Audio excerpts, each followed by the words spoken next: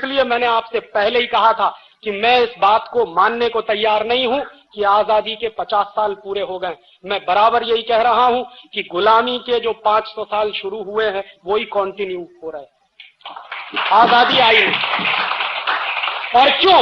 उसके गंभीर कारण हैं और उन गंभीर कारणों को मैं आपसे शेयर करना चाहता हूं। जब इस देश को आजादी मिल रही थी, इस देश के साथ बहुत बड़ा धोखा हुआ है और इस देश के साथ बहुत बड़ी गद्दारी हुई। जो बेसिक सवाल हमको उठाने चाहिए थे, मेरे पुरखों ने शायद नहीं उठाए। और क्यों नहीं उठाए, उसके बारे में हमको विश्लेषण कर लेना चाहिए। जो लोग इस देश की सत्ता की तरफ लपलपाती जीभ लेकर खड़े हुए थे, वो लोग कौन थे? पंडित जवाहरलाल नेहरू। कौन थे पंडित जवाहरलाल? हिंदुस्तान का सबसे अय्याश व्यक्ति, जिसको इस देश का पहला प्रधानमंत्री बनने का गौरव मिला। वो मेरे लिए दुर्भाग्य था। और वो आदमी इस हद तक अय्याश था कि एक औरत दो और उससे जो चाहो करवा लो। लॉर्ड माउंटबेटन ने अपनी बीवी का इस्तेमाल पंडित नेहरू के लिए किया। और ये बात अब एक ओपन सीक्रेट है। दसियों किताबें आपको मिल जाएंगी, जिनको आप पढ़ें तो आपको पता चल जाएगा कि पंडित नेहरू किस किस्म का व्यक्ति था। और पंडित नेहरू के बारे में ब्रिटिश पार्लियामेंट में जब डिबेट चलता था, तो वो डिबेट क्या होता था उसको समझिए। एक बार एक विलियम विल्बरफोर्स नाम का एमपी था, उसने पंडित नेहरू के बारे में स्टेटमेंट किया अपने पार्लियामेंट में, इंग्लैंड पार्लियामेंट। उसने कहा कि पंडित नेहरू शरीर से दिखने में हिंदुस्तानी है, लेकिन दिमाग से 100% खरा अंग्रेज है, इसलिए इसके हाथ में सत्ता दो, बिल्कुल सुरक्षित है। और उसने वो भी माना। ऐसे आदमी के हाथ में सत्ता दी गई और वो सत्ता देने का नाटक चला। और उस आदमी के हाथ में सत्ता देने के लिए ट्रांसफर ऑफ पावर के बहुत सारे एग्रीमेंट हुए। उनमें 2-3 एग्रीमेंट महत्वपूर्ण है जो समझने चाहिए। हिंदुस्तान में 1947 तक अंग्रेजों की 127 कंपनियां काम कर रही थी। लॉर्ड माउंटबेटन को चिंता यह थी कि अगर हिंदुस्तानी आजाद होने के बाद सारी अंग्रेजी कंपनियों को हिंदुस्तान से भगा देंगे तो ये जो लूट हो रही है, ये जो संपत्ति मिल रही है, ये जो पैसा आ रहा है, ये बंद हो जाएगा। तो पंडित नेहरू के साथ लॉर्ड माउंटबेटन की चर्चा हुई और पंडित नेहरू ने कहा कि आप चिंता मत करिए, हम अंग्रेजों की एक कंपनी को भगाएंगे, ईस्ट इंडिया कंपनी, बाकी 126 कंपनियों को हिंदुस्तान में रख लेंगे। ईस्ट इंडिया कंपनी को भगाना इसलिए जरूरी है क्योंकि सारे देश में ईस्ट इंडिया कंपनी के खिलाफ माहौल बना हुआ है। इसलिए सिर्फ ईस्ट इंडिया कंपनी को विदा कर दो, बाकी जो अंग्रेजी कंपनियां हैं उनको इसी देश में हम रख लेंगे। और उनमें से 1-2 नाम मैं आपको गिना दूं जिनको पंडित नेहरू ने जाने नहीं दिया। ब्रुक बॉन्ड इंडिया लिमिटेड, ये अंग्रेजों की कंपनी, आज की नहीं, सन 1890 की।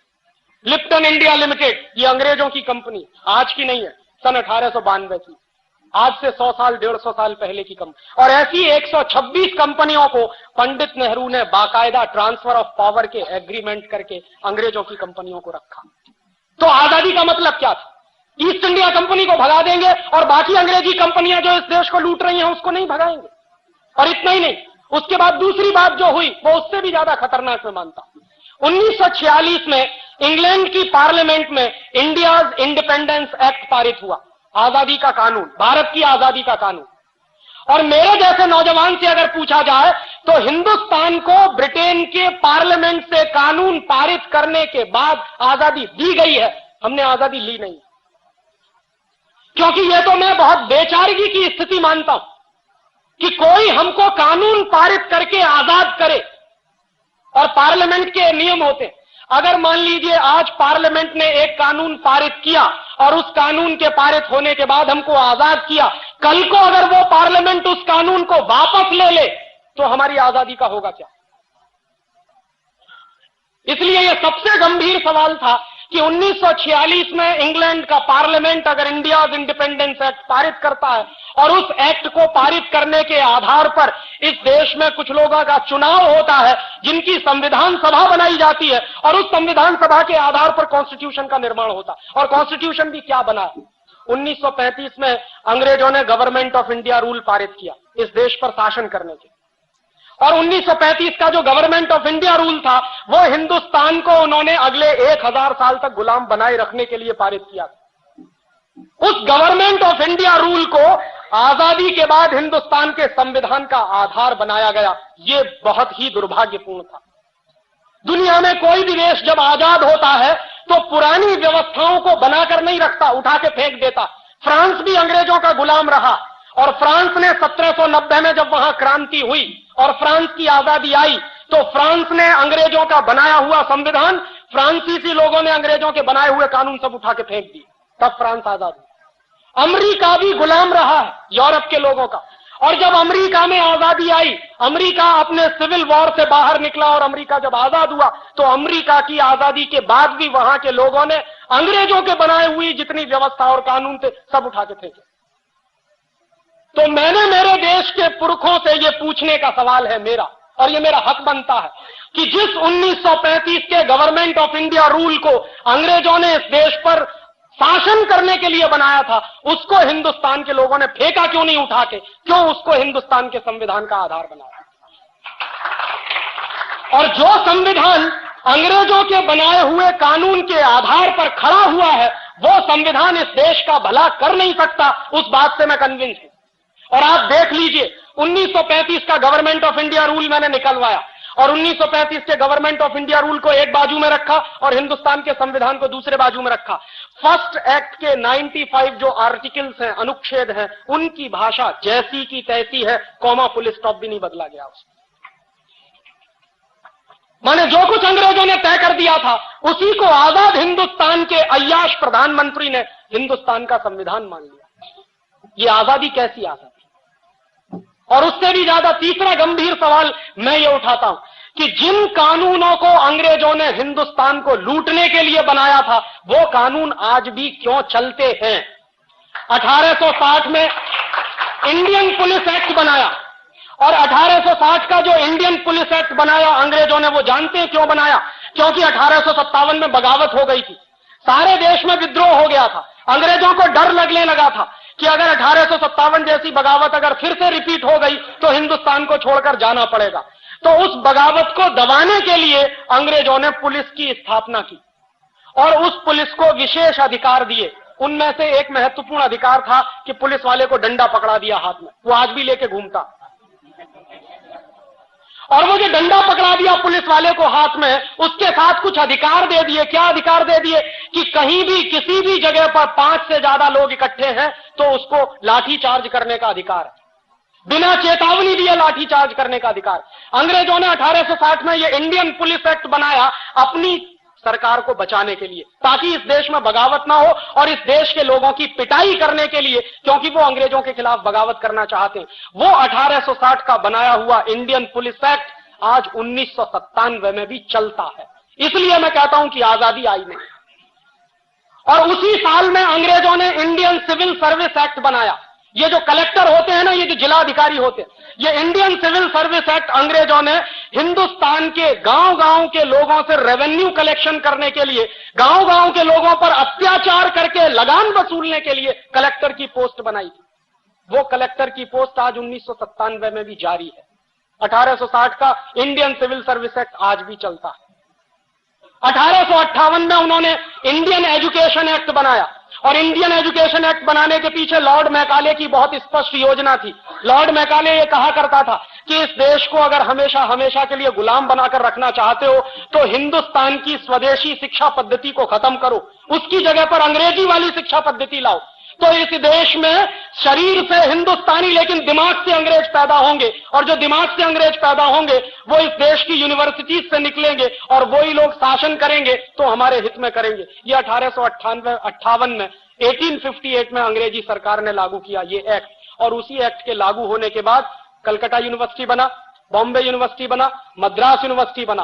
वो कानून 1858 में जो बनाया था वो आज भी चलता है और ये तीनों यूनिवर्सिटीज गुलामी के प्रतीक इस देश में खड़े हुए। 1894 में अंग्रेजी सरकार ने लैंड एक्विजिशन एक्ट बनाया, जमीन को हड़पने का कानून। और जमीन को हड़पने के कानून में हिंदुस्तान में डलहौजी नाम का एक कुख्यात अंग्रेज ऑफिसर था, वो मशहूर था। जहां जाता था, जिस राज्य में जाता था, उसी राज्य की जमीन हड़प लेता था। झांसी की स्टेट उसी ने हड़पी थी जिसके खिलाफ झांसी की रानी लक्ष्मीबाई की लड़ाई हुई थी।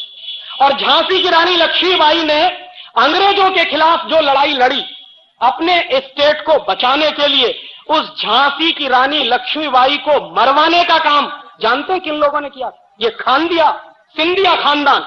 और ये सिंधिया खानदान वही है जिसके सपूत माधवराव सिंधिया आज भी हीरे की अंगूठी लेके हिंदुस्तान के मंत्री बनकर बैठते हैं। ये वही लोग हैं जिन्होंने झांसी की रानी की हत्या करवाई थी अंग्रेजों के साथ साजिश करके। वो लोग आज भी इस देश को रूल करते हैं। वो गंदा खून जिसने अंग्रेजों की मदद से इस देश को बर्बाद करने में कसर नहीं छोड़ी, वही खून आज भी इस देश में मंत्री बनकर बैठता। उनकी अम्मा एक पार्टी में है और वो दूसरी पार्टी में, और उनका बस चले तो बेटा बेटियों को तीसरी पार्टी में भर्ती कर दे, क्योंकि जिंदगी भर अय्याशी का जो नशा चढ़ गया है वो उतरता नहीं है। राजे महाराजे अब एक दूसरे किस्म के पैदा हो गए। पहले पुराने जमाने के राजे महाराजे और होते थे, अब ये नए राजे महाराजे पैदा हो गए। तो अंग्रेजों द्वारा बनाए गए वो सारे कानून जो इस देश में चलते हैं, अंग्रेजों का बनाया हुआ संविधान का आधार जो इस देश में चलता है, और सबसे बड़ी बात 1946 का इंडिया इंडिपेंडेंस एक्ट जिसके आधार पर हमको आजादी मिली।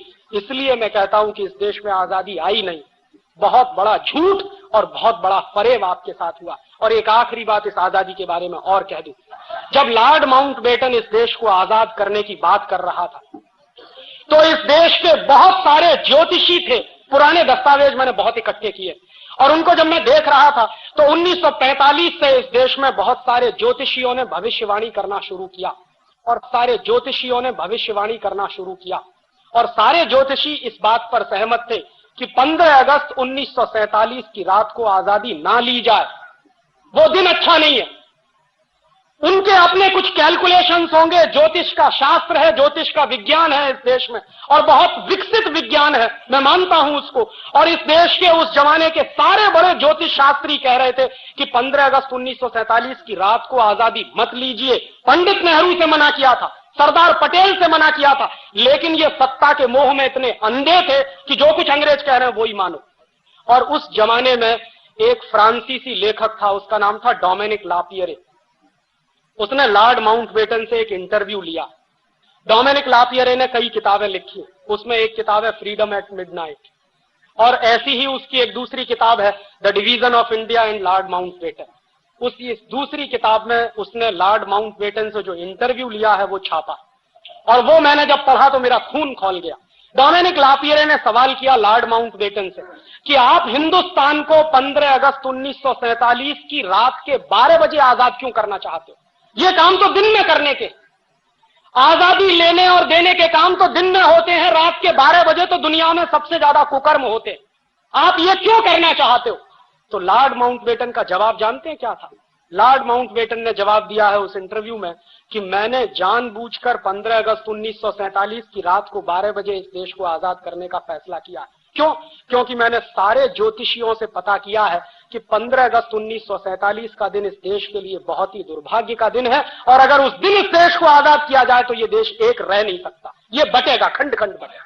देश को आजाद किया जाए तो ये देश एक रह नहीं सकता, ये बटेगा, खंड खंड बटेगा। तो इसलिए मैंने इस देश को 15 अगस्त 1947 की रात को ही 12 बजे आजाद करने का फैसला किया है, क्योंकि सारे बड़े ज्योतिषी ये कह रहे हैं कि ये देश खंड खंड टूटेगा, एक नहीं रहेगा अगर इस दिन इस देश को आजादी मिले। एक बात, और दूसरी बात उससे भी ज्यादा महत्वपूर्ण उसने कही, उसने कहा कि 15 अगस्त 1945 अंग्रेजों के लिए विश्व विजय का दिवस है। क्यों? क्योंकि 15 अगस्त 1945 को जापान की आर्मी ने अंग्रेजों के सामने सरेंडर किया था। क्यों किया था? जापान के ऊपर 2 एटम बम गिराए थे, 6 अगस्त और 9 अगस्त को, हिरोशिमा और नागासाकी। उसके बाद जापान ने सरेंडर कर दिया था सेकेंड वर्ल्ड वॉर में, और वो सरेंडर जो हुआ था वो इंग्लैंड की आर्मी के सामने हुआ था। तो लॉर्ड माउंटबेटन ने कहा कि 15 अगस्त 1945 को जापान के सैनिकों ने हमारे सामने सरेंडर किया है, वो हमारा विश्व विजय का दिवस है, इसलिए हम 15 अगस्त 1947 को ही आजाद करेंगे। और इस बात को पंडित नेहरू जानते थे, सरदार पटेल भी जानते थे, बहुत लोग जानते थे कि 15 अगस्त 1947 की रात को 12 बजे आजादी लेना इस देश के ज्योतिष शास्त्र के सारे कानूनों के खिलाफ है। और बहुत सारे ज्योतिषियों ने यह भविष्यवाणी कर दी थी कि आप आजादी लेोगे और 1-2 साल के बाद यह देश टूट जाएगा, और वो टूटा, पाकिस्तान अलग हुआ, वही हुआ। और आगे भी उन्होंने यही अभिशाप दिया कि यह देश आगे भी खंड खंड टूट सकता है, और उसकी तैयारी चल रही है। कश्मीर अलग हो जाए, पंजाब अलग हो जाए, आसाम अलग हो जाए, नागालैंड अलग हो जाए, त्रिपुरा अलग हो जाए, झारखंड अलग हो जाए, ये सारे आंदोलन इस देश में चल रहे हैं, और सभी आंदोलनों को अमेरिका और यूरोप से भरपूर हथियार मिलते हैं, पैसा भी मिलता है। और मैं जानता हूं ऐसे लोगों को जो इस देश में करोड़ों करोड़ों रुपए का फॉरेन फंड आता है, करोड़ों करोड़ों रुपए की AK-47 राइफल आती है वाया पाकिस्तान या वाया चीन के बॉर्डर से, ये तिब्बत के इलाके में हमारे देश में घुसाई जाती है, और उन्हीं हथियारों से लेकर इसी देश के कुछ नौजवान जिनको बरगलाया गया है, वो इस देश को खंड खंड बांटने का आंदोलन कर रहे हैं। आपको मालूम है नागालैंड हिंदुस्तान से अलग होना चाहता। आप नागालैंड में जाइए, वो इस देश का पहला ऐसा प्रदेश है जिसने घोषित किया है कि हमारी राज्य भाषा अंग्रेजी है। भारत के संविधान में कहीं नहीं, ये नागालैंड में चलता। और नागालैंड में मैं गया पिछले साल, तो पिछले साल जब मैं दीमापुर जा रहा था, कोहिमा से दीमापुर, तो रास्ते में मुझको रोक दिया, और रोकने के बाद पुलिस वाले ने कहा कि आपके पास वीजा है। तो मेरे अंदर से पहले कपकपी सी छूटी, मैंने कहा वीजा मांग रहे हो? मेरे ही अपने देश के एक गांव में जाने के लिए वीजा के? हाँ, आपको वो सारे परिपत्र चाहिए, नहीं तो हम आपको जाने नहीं देंगे। तो बॉर्डर पे दूसरा आदमी खड़ा था, उसने कहा कि आप हिंदुस्तान से आया। मैंने कहा आप हिंदुस्तान का नहीं है? कि हम हिंदुस्तान का नहीं है, हम हिंदुस्तान से अलग होना मांगता। ये बात नागालैंड में घुसी हुई है, और आप नागालैंड जाइए, आपको अंदाजा नहीं लगेगा कि क्रिश्चियन मिशनरीज ने कितने बड़े लेवल पे पैसा बांट बांट कर वहां के लोगों का धर्म परिवर्तन करा के, सिर्फ धर्म ही परिवर्तन नहीं कराया, उनको हिंदुस्तान से अलग करना है, यहां तक मानसिकता बना दी। और कल को आपको यह आश्चर्य नहीं होना चाहिए कि अलग नागालैंड की मांग करने वाले कुछ लोग वहां खड़े हो जाएंगे। तो हिंदुस्तान के ऐसे दसियों प्रदेश हैं जिनको अलग अलग हिंदुस्तान से बांटना है, और इसकी पूरी प्लानिंग अमेरिका में CIA के लोग बैठकर बनाते हैं, क्योंकि बिल क्लिंटन इस बात को कह चुके हैं, उनके पहले रोनाल्ड रीगन भी कह चुके थे कि हिंदुस्तान और चीन हमारी हिट लिस्ट में नंबर 1 है। सोवियत संघ को तो हमने तोड़ दिया जैसे तोड़ना था, अब तोड़ने के लिए 2 ही देश हमारे सामने हैं, या तो चीन है या भारतवर्ष। तो भारतवर्ष को तोड़ना है, उसके तरीके वो जानते हैं, चीन को कैसे तोड़ना है उसके तरीके वो इस्तेमाल करने की कोशिश कर रहे हैं। ये अभिशाप आज का नहीं है, ये 1947 का। इसलिए मैं कहता हूं आजादी झूठी, इस आजादी का कोई मतलब नहीं।